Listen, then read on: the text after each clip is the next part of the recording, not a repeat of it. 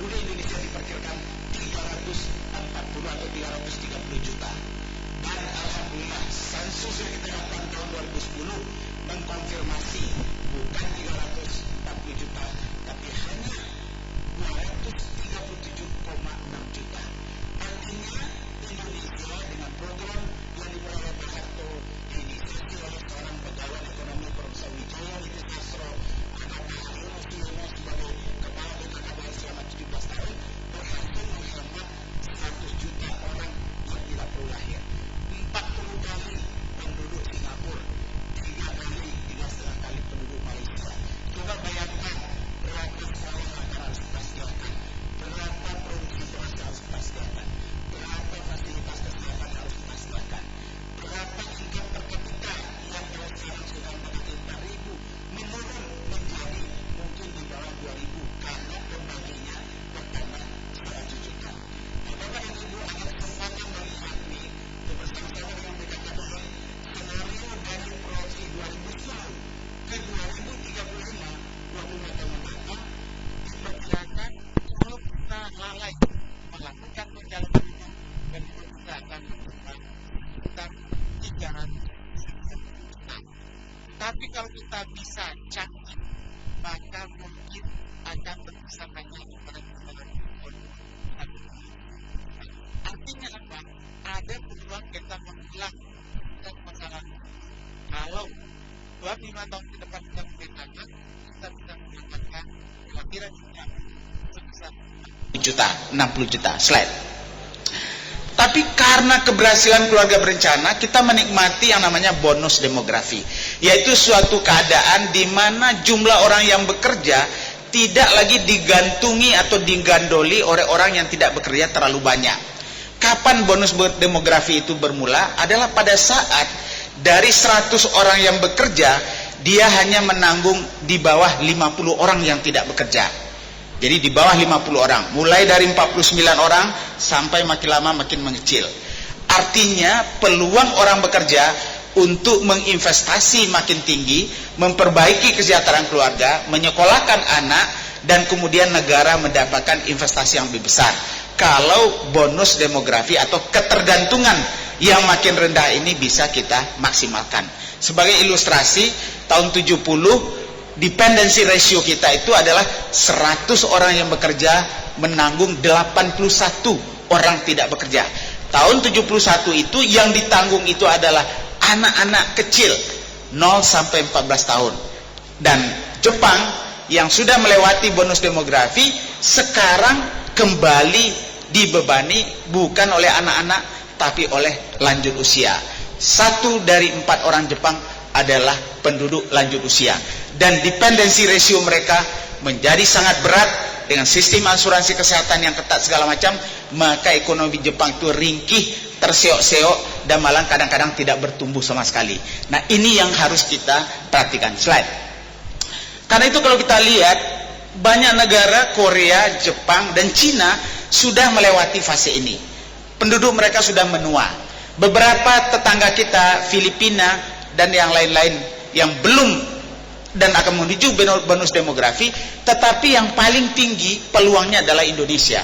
Tahun 2020 pada saat bagian terpuncak dari rendahnya dependency ratio ini, 100 orang yang bekerja hanya menampung dibebani oleh 44 orang yang tidak bekerja. Pada waktu itu kita punya hampir 200 juta tenaga kerja yang siap masuk pasar kerja. 200 juta.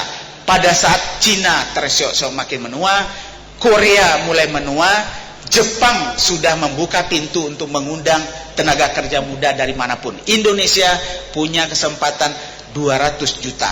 Pertanyaan sekarang, siapa yang 200 juta itu? Bagaimana pendidikannya? Bagaimana etos kerjanya? Bagaimana kesehatannya untuk mendukung produktivitas? Bagaimana semangat berkompetisinya? Bagaimana soft skillnya? Nah, disinilah apakah bonus demografi atau menjadi manfaat bisa direalisasikan atau menjadi beban karena mereka kurang pendidikan, tidak profesional, kurang sehat, ringkih karena berbagai masalah kesehatan dan kurang gizi.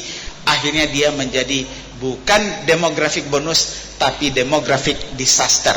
Ini yang terjadi di negara-negara Arab Spring pada saat bonus demografi melimpah, peluang kerja tidak ada, kompetensi kurang, terjadi ketidakpuasan, satu demi satu negara-negara Timur Tengah berguguran karena jumlah tenaga kerja yang rencananya terdidik tapi tidak bisa disambut oleh pekerjaan, dan mereka tidak bisa menciptakan pekerjaan untuk diri mereka. Dan ini kita tidak ingin terjadi di Indonesia. Slide. Jadi karena itu terus kita juga tahu betapa selain dari, coba balik sedikit, balik lagi satu, lewat terus, nah terus balik terus ke bawah, terus ke bawah, balik lagi sedikit. Nah, ini adalah betapa rendahnya produktivitas kita saat ini. Jadi kalau kita lihat output per person, coba lihat beberapa negara ya. Ada Cina, ada India. India memang masih lebih kita jauh yang kalah dari misalnya dari Jepang dan beberapa. Jadi bisakah produktivitas ini kita tingkatkan? Dan kalau kita lihat rata-rata lama bersekolah bangsa Indonesia juga betul-betul masih belum membuat kita bangga. Slide. Kalau saya lihatkan, sebetulnya siapa yang akan bisa memanfaatkan peluang pekerjaan di masa depan? Data yang menunjukkan di Indonesia nanti 50% lebih itu harus berpendidikan menengah ke atas. 20% lebih kurang dari tenaga kerja kita itu harus bermain di pendidikan tinggi. Jadi kalau sekarang lulusan tenaga kerja kita pendidikan tinggi hanya 7%, 8%, kita harus memacu menjadi 25%. Jadi peran pendidikan tinggi cukup besar, dan kita harus meninggalkan yang saat ini 51% dari tenaga kerja kita hanya berpendidikan SD ke bawah, dan itu harus kita turunkan, paling tidak hanya boleh sekitar 20% nanti. Slide. Karena itu Bapak dan Ibu, terus tantangan kita ini adalah data dari Indeks Pembangunan Manusia. Saya ingin melihatkan pada Bapak dan Ibu, ada kecemasan kita beberapa indikator misalnya di pendidikan. Baik di expected years of schooling dan maupun di mean years of schooling. Jadi rata-rata lama bersekolah, orang buta huruf dihitung 0, kalau dia kelas 3 SD putus sekolah dihitung 2, tamat SD dihitung 6, jadi sarjana dihitung 16, dijumlahkan, dibagi dengan juga penduduk, maka dapatlah berapa rata-rata bersekolah, dan umur yang dihitung adalah 15 tahun ke atas. Nah, kita 3 tahun terakhir ini ternyata tidak berubah karena masih banyak DO, drop out, sementara yang usia lanjut buta huruf masih sekitar 9 juta usia 15 tahun ke atas, dan ini akan membebani terus sampai mereka kita antar nanti ke liang kubur ya. Slide. Nah, karena itulah kita harus melihat bagaimana siklus kehidupan ini mulai dari remaja. Jadi remaja nanti, adulthood, dia harus disiapkan dirinya kapan dia harus hamil, kapan dia harus menjarangkan anak, malah kapan dia harus menikah, supaya secara medis, fisiologis itu dia siap, rahimnya, ala-ala reproduksi, secara psikis dia siap, secara sosiologis dia siap, secara ekonomis dia siap. Nah, karena itu kalau ini berhasil dengan baik, dia akan diantar sampai melahirkan anak-anak balita. Anak-anak balita adalah anak-anak golden age, golden years. Di sini banyak sekali ahli-ahli, saya lihat juga beberapa teman saya dari ahli gizi, betapa 1000 pertama hari kehidupan itu menjadi sangat penting. 9 bulan tambah 2 tahun pertama. 1000 hari pertama kehidupan yang amat menentukan akan jadi seperti apa SDM itu. Kalau kita lewat dari 1000 hari pertama, dan kemudian dengan stimulasi pendidikan dan pengasuhan terlambat di 6 tahun pertama, maka sumber daya manusia kita tidak akan kompetitif. Slide. Karena itu, mari kita lihat remaja kita. Banyak sekarang tantangan oleh remaja. Media menyentuh mereka setiap saat. Kadang-kadang banyak yang tidak baik. Internet, televisi, berita, dan lain-lain semakin permisif. Banyak hal-hal yang sebetulnya tidak harus disajikan dengan gamblang dan vulgar. Hubungan keluarga kurang intim, kadang-kadang karena dua orang tua sibuk, bonding melemah, extended family sudah hancur.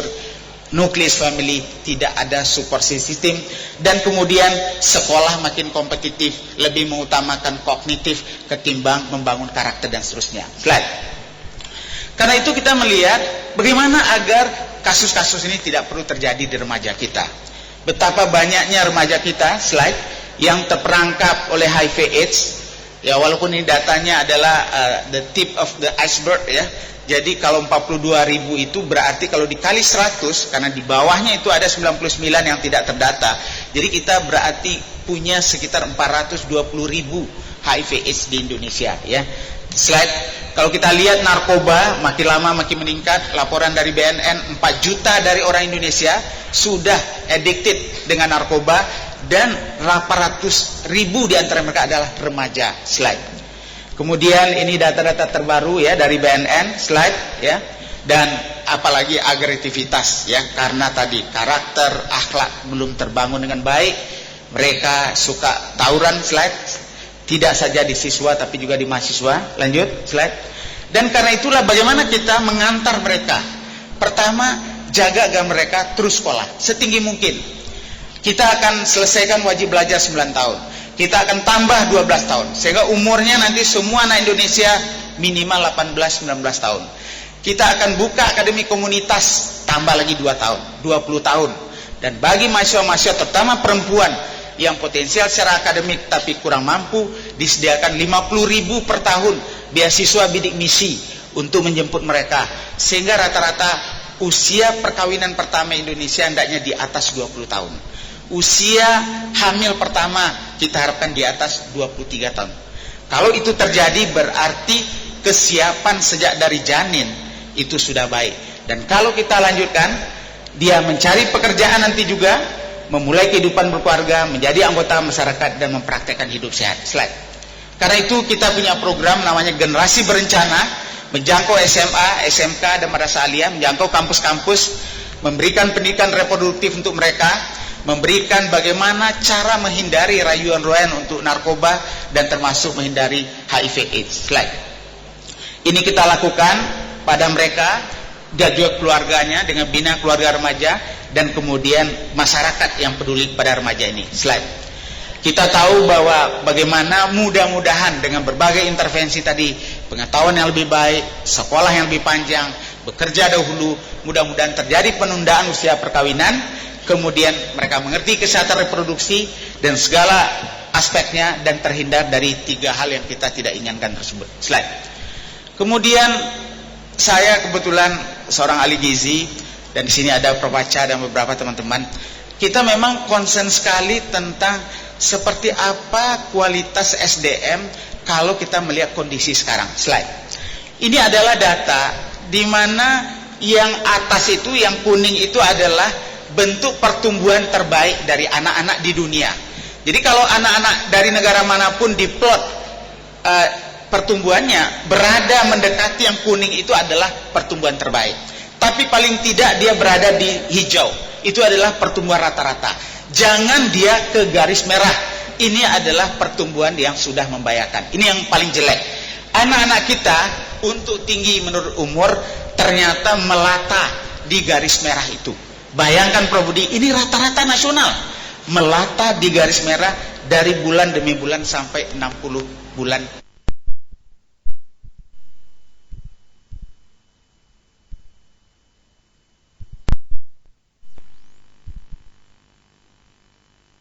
Berubah dari 2 risk das. 3 tahun terakhir tidak berubah, bermasalah. Sepertiga dari anak Indonesia terlambat pertumbuhannya.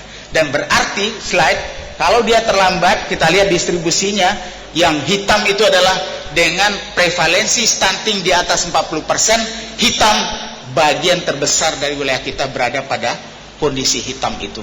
Slide. Kemudian kita adalah memberikan kontribusi dari 5 kontributor stunting di dunia. Dan kalau kita lihat di Singapura, anak pendeknya hanya 15%, dan kemudian di Thailand hanya 16%, dan kita masih 37%. Sama jelas perkembangan otaknya. Sel-sel otaknya tidak akan bertumbuh, jumlahnya, besarnya, kelengkapannya, dan kemudian komposisi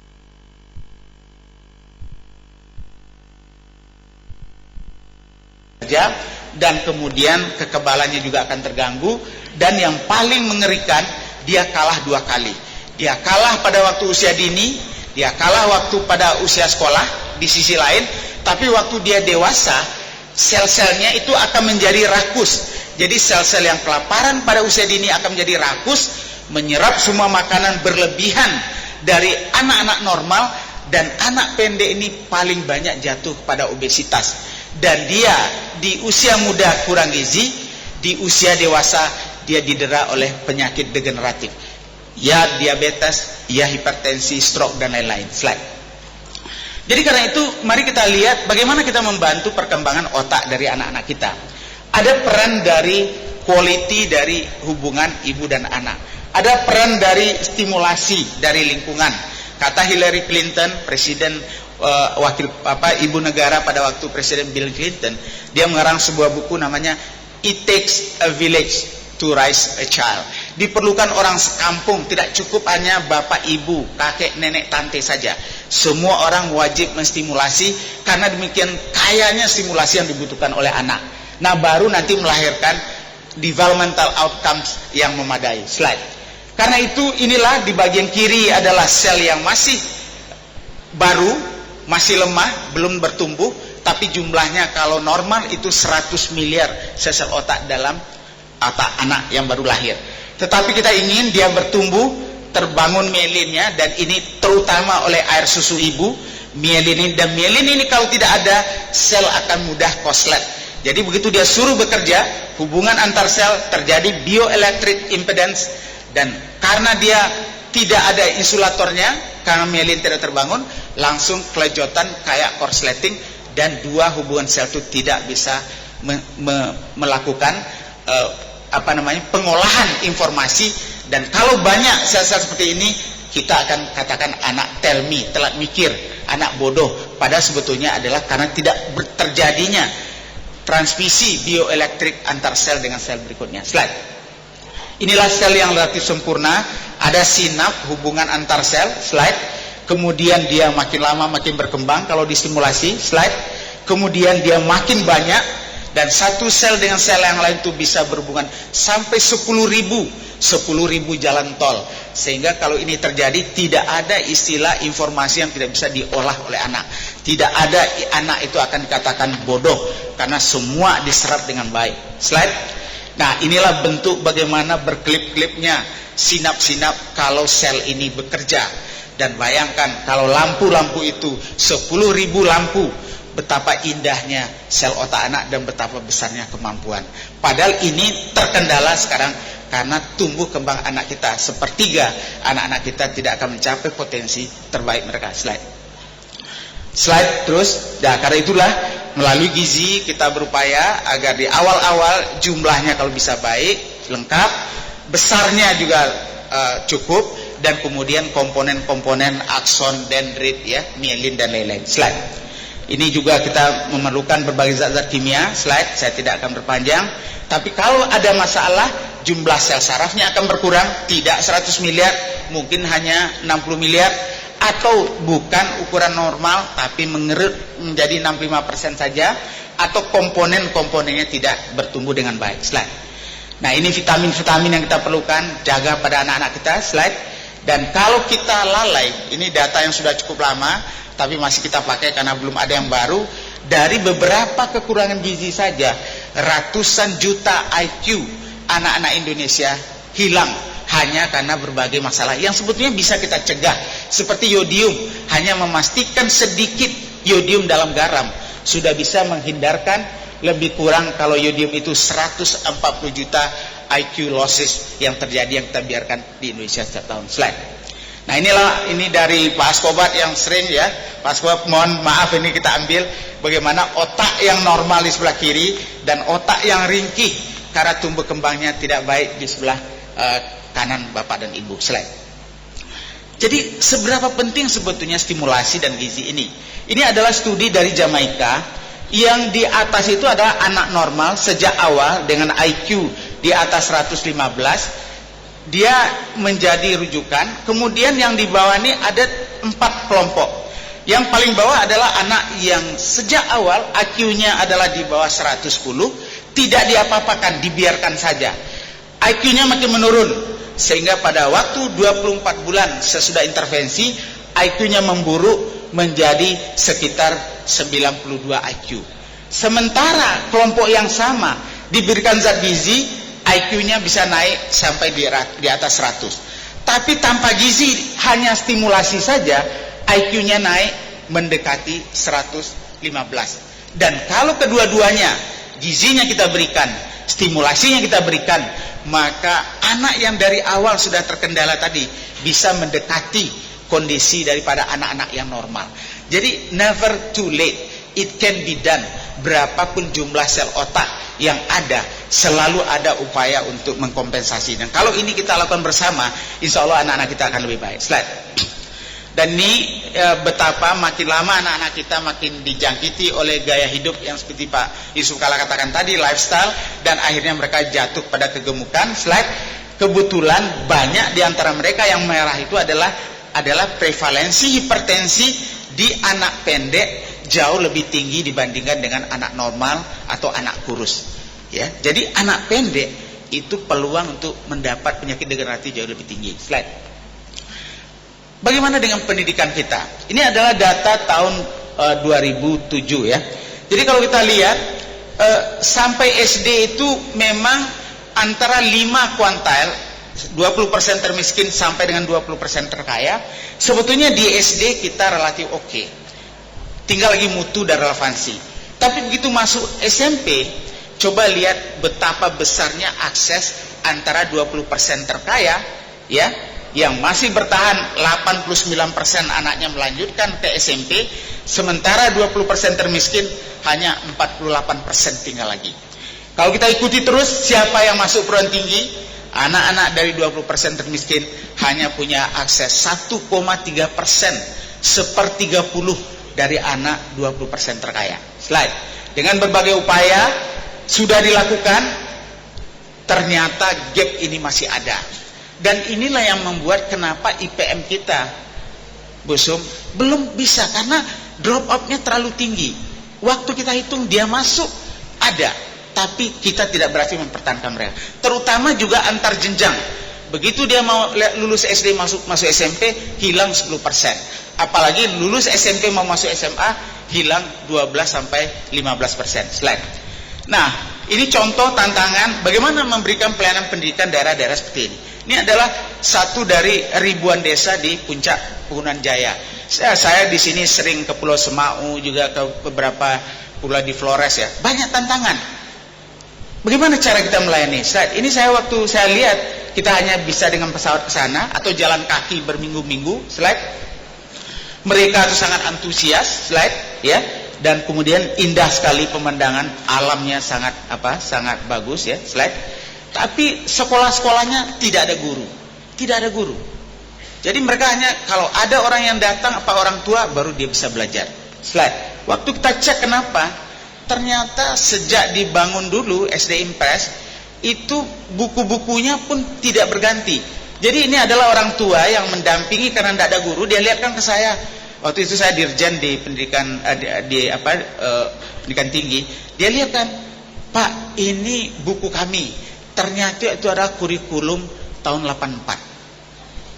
Pada waktu mereka dibangun. Sejak itu tidak ada dropping baru.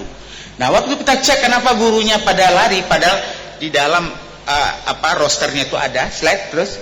Nah, ternyata mereka ngambil gaji itu, sekali mengambil gaji perlu 3 bulan menunggu untuk menumpuk supaya uangnya cukup.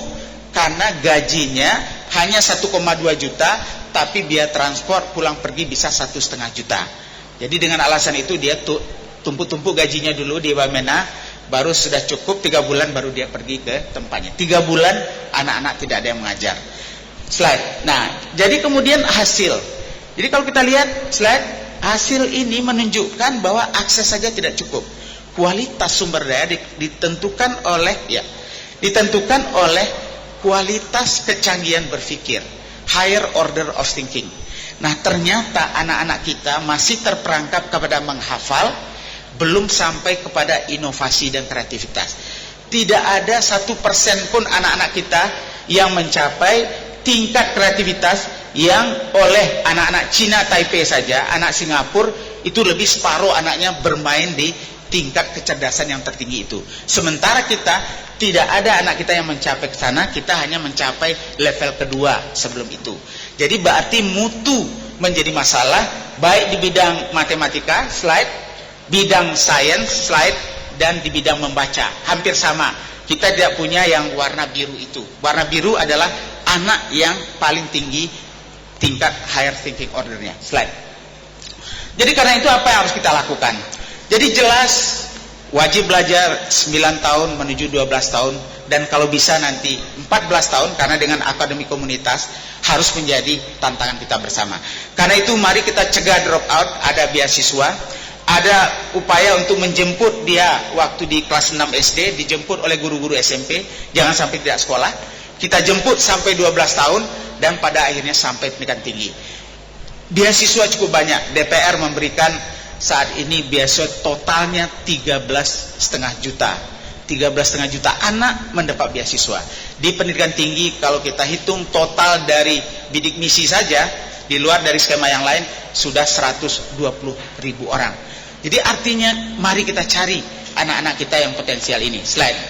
Nah, pada akhirnya dengan adanya keberhasilan kita mengelola pendidikan masa lalu, adanya perbaikan pelayanan kesehatan dan pencegahan kesehatan oleh IAKMI, maka kita mempunyai triple burden. Burden pertama adalah kita masih melayani anak balita yang cukup banyak, ya, dan usia sekolah. Jadi berarti perhatian kita kepada golden period ini jangan sampai lalai. Yang kedua, 64 juta remaja. Remaja akan bisa menjadi sumber daya yang luar biasa, produktif, berakhlak, punya etos kerja, bangga dengan negaranya, punya kreativitas, dan akan membangun daya saing. Tapi siapkah kita mendampingi mereka untuk menuju masa depan mereka dan masa depan Indonesia? Dan yang terakhir, ternyata berdasarkan sensus tahun 2010, Indonesia sudah punya 18 juta penduduk usia di atas 60 tahun. Senario yang ada saat ini berdasarkan proyeksi penduduk tahun 2050 nanti jumlahnya akan naik menjadi 80 juta. 80 juta orang Indonesia berumur 60 tahun ke atas. 1 dari 4 orang Indonesia tahun 2050 akan berumur di atas 60 tahun. Bisakah mereka memperpanjang produktivitasnya? Bisakah mereka menjadi lansia yang peduli, yang membantu yang lain di berbagai bidang karena mereka adalah orang-orang yang berpengalaman, punya pengabdian? Tapi bisakah mereka lebih lama mandiri? Dan bagi yang memerlukan dukungan, kita berikan pelayanan yang bermartabat sebagai bentuk terima kasih kita kepada perjuangan dan produktivitas mereka selama mereka di usia kerja dulu. Itu saja dari saya. Mudah-mudahan forum ini akan mencarikan jalan keluar Indonesia yang bermartabat, sejahtera, berkeadilan karena sumber daya manusianya. Billahi taufiq wal hidayah. Wassalamualaikum warahmatullahi wabarakatuh.